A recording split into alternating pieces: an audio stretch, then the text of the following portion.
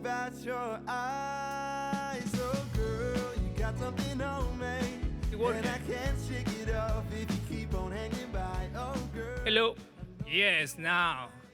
How are we today? It's the last day, the last half of the afternoon. We have 4 hours more to go. So enjoy the last hours of PyData. It's been a wonderful event so far. And today we have Martin. Martin is going to talk about data pipeline for orchestration. And I feel like this is an important topic for every company that does data, because at some point, everyone writes their own data pipeline orchestration framework. And let's give applause to Martin.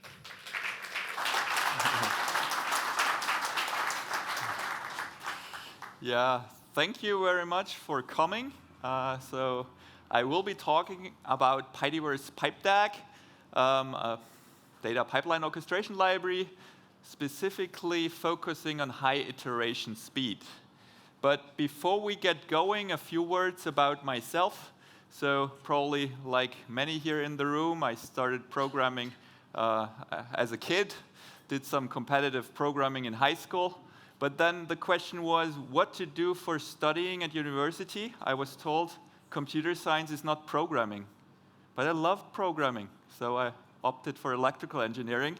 Not sure whether that fixed the problem, but at least I could do some research assistantships, and there I could do programming, so I loved that. So I was studying in Karlsruhe, Stanford, Leuven, Belgium, quite close here. I worked a lot on mapping software descriptions to complex hardware architectures. At Stanford, I did some transactional memory, and Leuven, some software-defined radio. Then I did a short jump to the startup hedge fund world, and finally moved to data analytics with Quantco. I'm now with Quantco since 8.5 years, and that was quite a journey from about 10 full-time employees to about 200 now, and still exciting place, quite dynamically evolving. We are optimizing high-stakes business decisions. So you can, with data analytics and machine learning, so you can imagine there is need for data pipelines, data pipeline orchestration.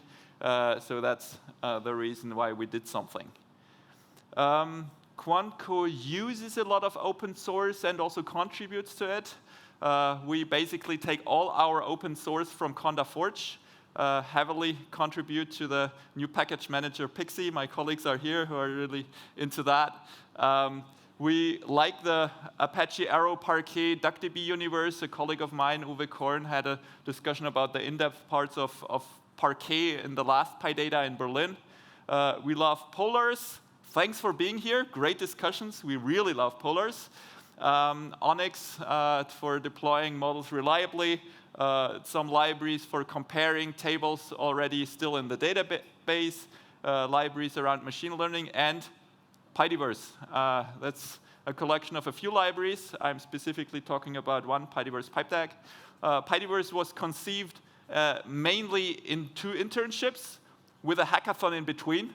So I wear this shirt out of nostalgia. It's 2022. We had a nice hackathon company internal, sorry for that. But we really got a good group together to think about what the fundamentals of these libraries should be to get them right. So in terms of agenda, I need to disappoint you. Data pipeline orchestration is a complex topic. It's hard to say up front what I will be touching there. So let's take it an iterative approach. We will walk through the area of data pipeline orchestration, topic by topic, and focus on what makes it high iteration speed or not. So I hope towards the end you get a better picture about what it is and how to achieve high iteration speed there. So starting with definitions, what is pipeline orchestration? Data pipeline is typically a sequence of quite expensive steps, often around some machine learning model training. The orchestration is then the execution of those steps. Some people use the term workflow engine interchangeably. I don't like it that much because it covers a huge space aside from model training, but just not to be confused. Many people talk about the same thing, just with different words. And data pipelines focus a lot about tabular data in the pipeline. So rows conforming to typed columns, that can be a table in the database, relational database, or some data frames, pandas, polars. Pipedag should be quite easy to get going. You can find it on Conda, you can find it on Pipey, just to install it. The main features are that you can wrap quite diverse pipeline transformation code with pipedag, and it just works all together. It does automatic cache invalidation. That means only the parts you change need rerunning, and it supports high iteration speed in the inside generation loop. I will talk more about that. But to get started, it's in a quite active space of a lot of tools. A lot of people try to solve that problem, and it's quite tough. So you know probably a few of them: Airflow, Prefect, Dexter, DBT, Hamilton, out of that space. Why invent a new one? Well, for how we wanted to achieve high iteration speed, we still had trouble with each of those tools. You might see why maybe when we touch those topics more specifically. In philosophy, we are actually quite close with pipedag to DBT on the SQL side. At the beginning of the pipeline, we copied some syntax elements from Prefect 1. So we are in exchange with those tools, but also do our own thing. So it's a coding conference, so let's get to code. This is more or less a hello world data pipeline with 3 tasks. You can see the tasks. I do have a pointer. We can see the tasks on the right as the green bubbles. On the left. On the right, you see them as just normal Python functions. You can see that the first function in input tables produces 2 pandas data frames, just returns it. The second one, join tables, takes those 2 tables, produces a sqlalchemy join expression. And the last one does pandas again and prints it. Normally, pandas and sqlalchemy don't go along that well. With pipedag, they do. The other thing is now wiring. We need to wire the tasks as they are with the arrows on the left. There are some tools that do automatic wiring, Hamilton, for example. We actually like to see the wiring. The wiring is an important part of how you structure a data pipeline, so I think it's actually a good thing to do it manually and to see the wiring. So this is wiring code. Here the main function. It uses a technique that we copied from Prefect 1, which is you have a with flow statement, and whenever you call those functions that are annotated by the @materialize decorator inside the with flow block, it looks like you would call the functions, but it's actually just wiring, because otherwise this function would return 2 pandas data frames. You put them into a sqlalchemy expression, would explode. But I tell you later why it works. So this code looks intuitive, not quite. It in the end is wiring, and the code in the end is running when you do flow.run. So that's important to note. There is a wiring time and there is a runtime of the tasks. So what's the @materialize decorator doing after all? So pipedag has the property that it can wrap a lot of different syntax alternatives for describing your data transformation. So let's call the syntax you chose library X. So inside the task, you just use that library X. You don't really care. But what does the @materialize decorator actually do? It does 3 things. The first thing is it dematerializes your inputs, or at least the tables in your input. What does dematerialize mean? It means loading from the table store. What does table store mean? Mostly relational database. So you can say it's loading the data from the database into the library representation from which you then can code your expression. Then it needs to run your task. That's the second thing it's doing. And then the last part, you need to write the data back into the database. We call that materialize.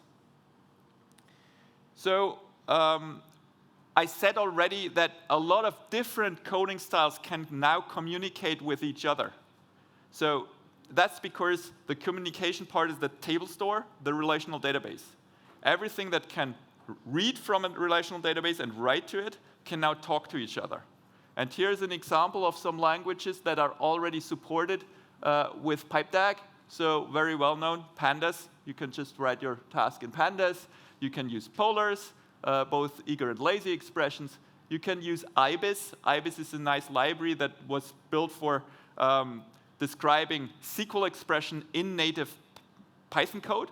It goes beyond SQL, but that's the core of ibis. We actually also have it as part of pydiverse, a library called pydiverse transform, which also wants to be an expression language for describing the transformation in a way that you have one syntax and then can target SQL, data frames, Onyx, just out of that one syntax with very high guarantees that the semantics stays the same. You can use sqlalchemy, you can just use raw SQL. All of that you can use to describe your transformation, and all of that works together. Here's a link for some Jupyter Notebook to play with those. Have the link later again. So now, what is a data pipeline? How does a typical data pipeline look like? On the left, you see it in code. It's a little bit oversimplified in the appendix. When you take the material, look at it later, there is a more refined version of that. But I actually want to just talk about the prose version. Don't worry too much about the details. So just what is a typical data pipeline? You want to load the data into your data processing infrastructure, because there you are the fastest. Then, however, don't forget the next step. You typically load data that was produced by some production systems. They were not made for producing data that's good for economic reasoning. So take the time to actually transform the data in a representation. I call it the best possible representation for economic reasoning. Of course, you don't get that right from the beginning, and you shouldn't overinvest up front. So you start by just taking the raw data. But take this layer serious and make it the best possible representation over time. So it should be agile. It should be a representation that lives and is improved continuously. Then typically you help the machine learning with some feature engineering, do the model training itself, and then the evaluation. The pipelines the pipelines we work with is economic data of big corporations. This is hundreds of gigabytes, terabytes. I wouldn't call that big data, but it's also not small data. So you should do some parallelization. There are lots of parallelization techniques out there.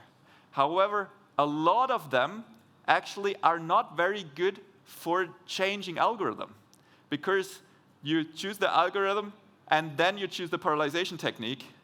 And then if you change the algorithm, it might not fit that technique anymore, and you have to start fresh with another technique. We saw two techniques which are actually very well suited for changing algorithms. And at the beginning of the pipeline, we saw SQL very effectively. So there you can describe your transformation as a select statement and make it a create table as select statement that you can send to the database. The data stays in the database. The data is transformed by the database, and the database can do all the parallelization and performance optimization internally. The other technique, typically used more towards the end of the pipeline, is at some point for the model training library is in memory. So the easiest thing is just get a big machine, load the full data in memory, maybe even more than 128 gigs of RAM. Just do the training there, and if you already have it there, just do a little bit of the things of the evaluation and there as well. So there you're also very agile in doing a lot of things there. It's not elegant, but it works. One technique I would like to point out is explorative SQL. So whenever you have problem in your data pipeline and all your tables are in the SQL database, you get a nice property. So assume we have a table in the raw layer, and from that derived a table in the representation layer, but there's something wrong with it, so we call it broken. You can very quickly, with a diagnostic query, join the two tables, and then filter for what is broken. Some brokenness condition, And then you see very quickly, typically, is the source wrong, or is just the output wrong? Let's assume for the moment the source is correct, but the output of the query, so the query that creates the broken table, is wrong. Then we can just take the query that produced that table, it's typically a create table as select statement, strip off the create table part, we have a select statement, we can look at the data, also filter it for the brokenness. We can iterate really fast in terms of figuring out what's the problem. And SQL has a very nice property. All the select columns are computed independently of each other. There's no state in SQL. That's really nice here because you can just throw out the part of the query that you don't need, you don't care about in debugging. Be a bit careful about replication joins, but that's easy to see. And if you're missing a row, just play with the where columns, and you get your row back and understand why your row is gone that you actually wanted there to be. Now we come to the point of high iteration speed that we wanted to start with, actually, in the first point. So typically, we start with exploring our data. Then we build or improve some data pipeline, do some feature engineering. Then we train some model, and we improve our economic understanding. This understanding, this loop needs to run a lot of times. And I'm very serious here. So QuantCode tries to optimize high-stakes business decisions. We want to build the best possible model. If it's not the best possible one, it costs money. So in that sense, the faster you iterate in that loop, the better models you can build. So really invest in the speed of that loop. Some people might say, well, that's not the whole thing. You need to send stuff to production. You need to do some live monitoring. And you might even want to do automatic retraining. However, I think that should not be a compromise towards achieving the highest iteration speed and the best possible model. These are all solvable problems. You should build the best possible model first, and then figure out how to deploy it reliably with good testing. One thing that's also very important about iteration speed is that we see that typically data scientists and software engineers should work very, very close together, sometimes with the same hat, or two hats for one person. And probably all of you can relate to that, that you are data scientist and software engineer to some degree. And that's why also the data scientist should not just have a Jupyter Notebook. He should have a Jupyter Notebook, but also the full scale of software engineering toolset. IDEs, debugger, continuous integration, all that. So very easy. You see, here's a task is broken, tests are running, one is failing, put a breakpoint, rerun the test, stop at the breakpoint, and do interactive development at that breakpoint. Here, the table names, something is wrong with it. I look what are the columns. There is just the column is called ID, but I put I here. Problem found, solved, gone. Another aspect is you might have a big pipeline running for hours. You should not develop your code on that pipeline. You should have more instances of the pipeline. You should even have one instance just with a bare minimal input that is able to run your code. The pipeline should run in seconds. That's the goal. Really fast iteration loop. We are working with Python, a dynamically typed language. So a lot of times the code doesn't even run that we produce. So there are more dimensions why you need many pipeline instances. Sometimes you want to keep the instance for yourself, not disturbing your team members. Sometimes you want to share the ones with your team members, showing them the improved updates you already did. Then you shouldn't mix up fresh data and stable data. When training models, it's actually not good if you always have the newest data, because you want to compare your model training runs with the ones from yesterday, from 2 weeks ago. And if the data changes and the code changes, that's just hard. Why? So you have a lot of pipeline instances if you combine all those dimensions. So now let's look on how it improves the speed when we develop.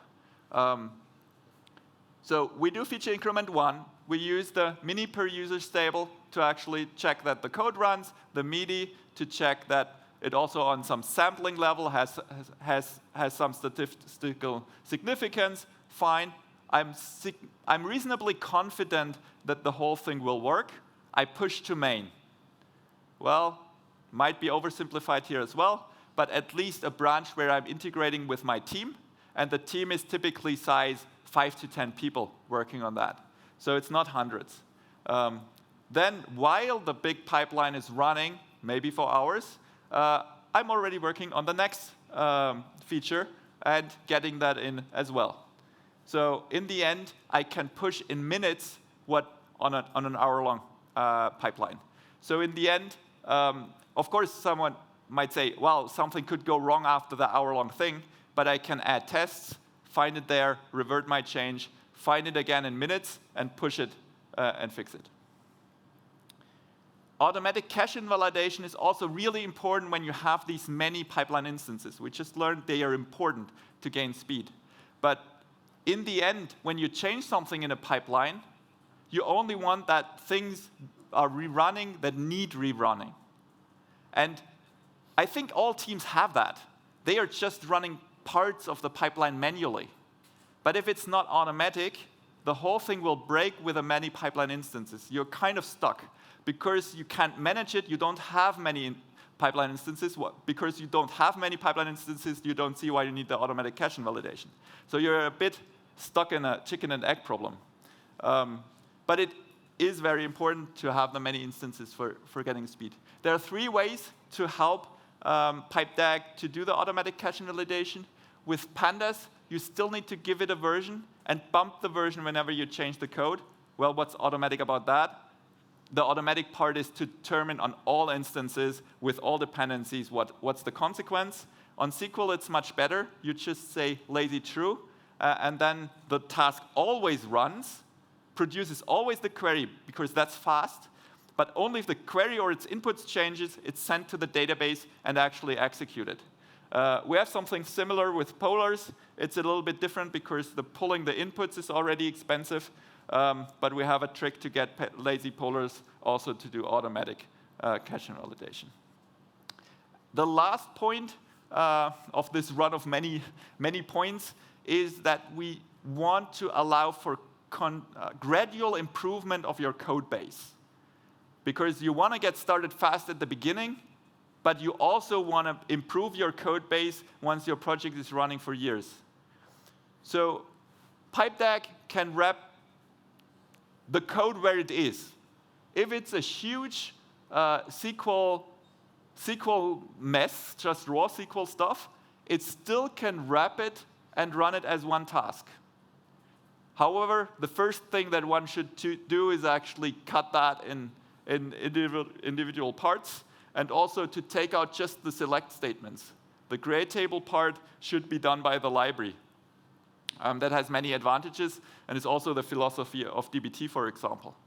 But that's a very straightforward way to go, but still it already allows us to see the explicit wiring, that we see how everything fits together in the end. And then I can look at it and say, I want to improve the syntax of this one, select. And then I can say, oh, well, there's a library called pydiverse transform. I like that. I do a nice mutate statement instead of that query. So I convert that function to a new way, but I still leave the other one as raw SQL. So every single task can be migrated to a nicer syntax, nicer language with some nicer properties. So here's how the select statement actually evolved from the create table as select in raw here, and then to a different syntax. So all in all, to get everything together, what's now important about the pipeline orchestration? To get the iteration loop fast in the inside generation loop. 5 things I want to give you. First, have many pipeline instances. Never develop on the big one, always develop on the small one.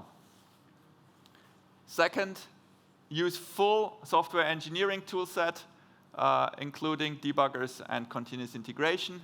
Have automatic cache invalidation that's necessary for many pipeline instances. really think about explorative SQL. It's a very effective technique. Data scientists can work very effectively with that too. And the last one, gradual improvement. Don't ask for the big bang migrations. That's really good property. Pydiverse pipedag allows you for all that with a syntax that has very little boilerplate in terms of connecting all the things. So you can focus on the main task that you actually should do, describing data transformations. So this is, once again, a reminder of pydiverse transform. That's supposed to be a transformation description language targeting SQL, data frames, Onyx, and the like. It's not ready for projects yet. Pydiverse pipedag is. We have another internship on that one. Maybe next year it might be ready. So for the moment, we just say we are with pydiverse pipedag. This is what you are focusing on. Describe the data transformation in the language that you know. So actually, for pydiverse pipedag is already used in real projects at Quantco, but it's actually the first talk that's outside Quantco, so you're the first ones to hear what we're doing there. Thank you very much for your interest, and I'm interested in your questions.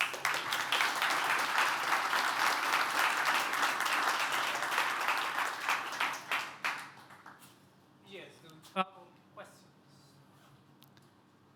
There's one in the back. Yeah. This mic works. Thank you for the talk. It looks like a perfect engine that doesn't, it leaves the integrations, let's say, to the user. That if I have 6 different databases with their own authentication layers and all that stuff, is there any view of using, providing any plugins or connectors, or because it's a little bit bare bones on the integration side, maybe not? Or? So the pydiverse pipedag is quite modular. So you can add a lot of things on the sourcing side and the components inside. From my experience in those projects, I can say I like to have one technology to work on this data. And it is not big data. In some companies, we're actually copying the complete data warehouse. It's not big data. You can have a reasonably good data processing technology, just copy all the data there and just work there. So that would be my recommendation for integration. I know there's also some compliance aspect to talk about, but I would like to take that question maybe after the talk, because that might get a bit more lengthy when we add compliance here.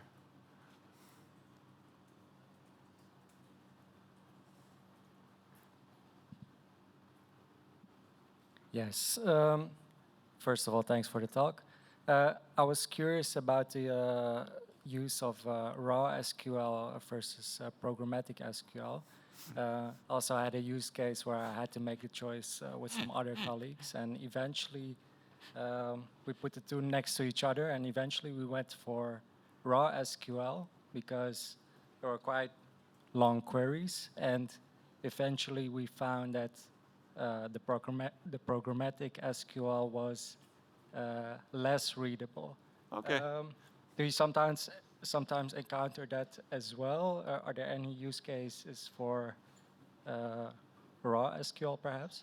I actually work quite a lot on this one.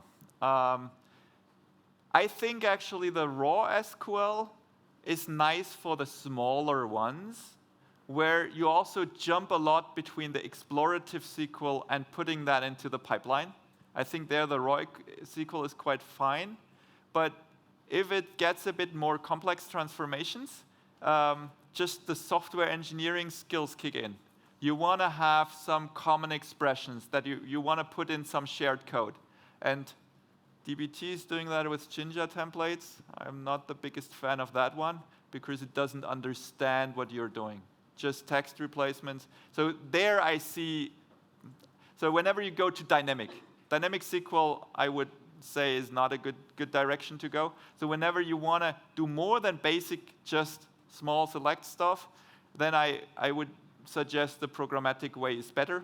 But it is an open field of research what's a good syntax to produce it.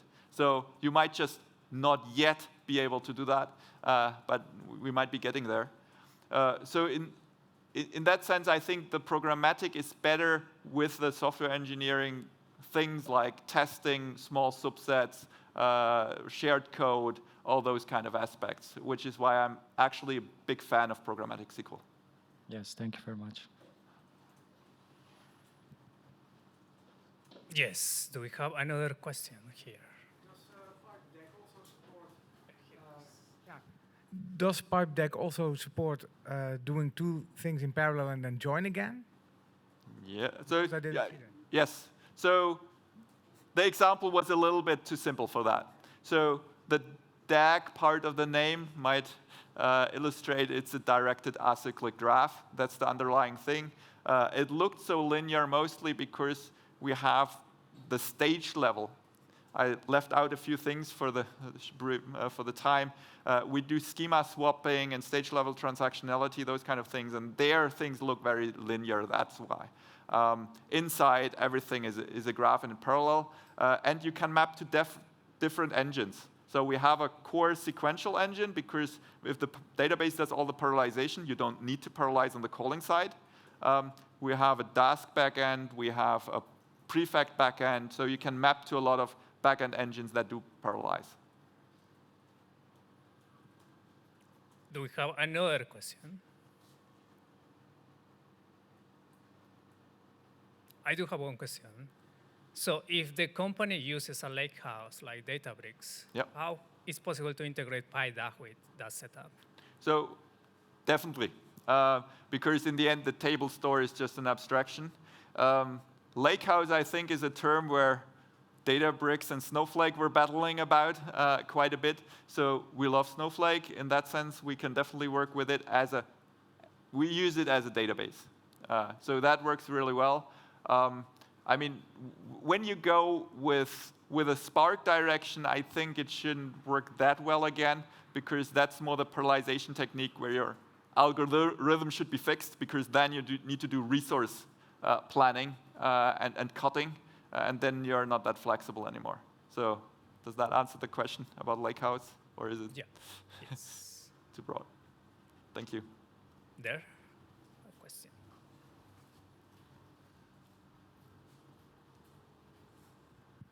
Can you tell a little bit what, like, if I would collaborate with my colleagues, they all would contribute to the same pipelines, and I'm trying to understand how does your technology deal with insights in what happened in the past?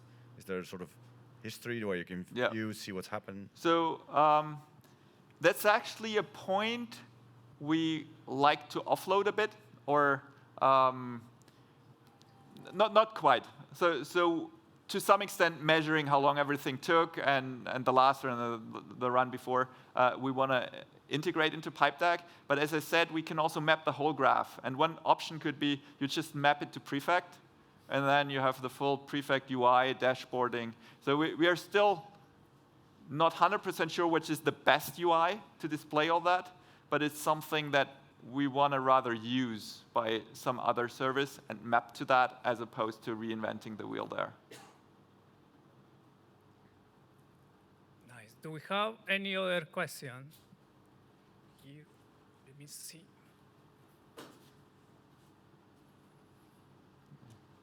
All right, let's give a big applause to Martin. Thank you.